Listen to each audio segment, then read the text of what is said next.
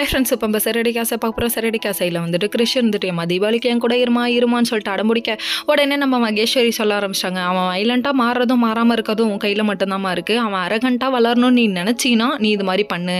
நீ அவன் கூட கொஞ்சமாக டைம் ஸ்பெண்ட் பண்ணுன்னு சொல்ல, சரி நீயும் வந்துருமா தீபாவளிக்கு அங்கே கிராமத்துக்கு வந்துரு, அங்கே வந்து பார்த்துக்கலாம், கொஞ்ச நேரம் அவன் கூட இருக்கேன் அப்படின்னு சொல்கிறாங்க. அப்புறம் சொல்லிகிட்டே இருக்க டைமில் திடீர்னு வித்யாக அங்கேருந்து வராங்க. என்ன விஷயம்னு பார்த்தா, அதாவது நம்ம ரோகிணியோட முதல் புருஷனோட அண்ணனும் அண்ணியும் வந்திருக்காங்க.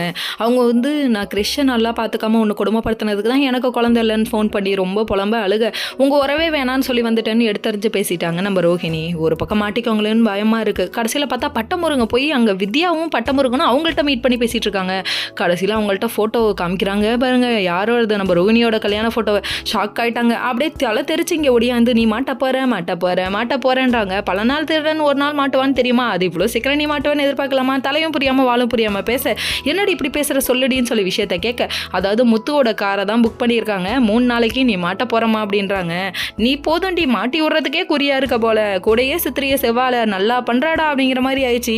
நம்ம ரோஹிணி ஒரு பக்கம் என்ன பண்ணுறதுன்னு தெரியாமல் அவங்க அம்மாட்ட போயிட்டு ஃபோன் பண்ணி அவங்க முதல்ல எங்கே இருக்காங்க, எப்படி போகிறாங்க, யார் கூட பேசுகிறாங்க எல்லாத்தையுமே நீ சொல்லணும் அப்படின்னு அவங்க அம்மாவுக்கு ஒரு டாஸ்க்கு கொடுக்குறாங்கன்னா பார்த்துக்கோங்க. என் வாழ்க்கையை பாழாக்குனது நீ தானே மறுபடியும் போயிட்ட போட ஆரம்பிச்சிச்சு. நல்லா வருவாமா, இதுக்கு 1000 தடவை உன்ட்ட மன்னிப்பு கேட்டமா, நீ ஆனால் திறந்தவே மாட்டேங்கிறிய அப்படிங்கிற மாதிரி ஆயிடுச்சு. சரி, இதெல்லாம் ஒரு பக்கம் இருக்க, முத்து கூட பேசவே விடக்கூடாதுன்னு அவங்க பிளானில் இருக்காங்க. இன்னொரு பக்கம் நம்ம மீனா ஒரு பக்கம் வெளியூர் போகிறாங்களாம் 3 நாள். Okay friends, next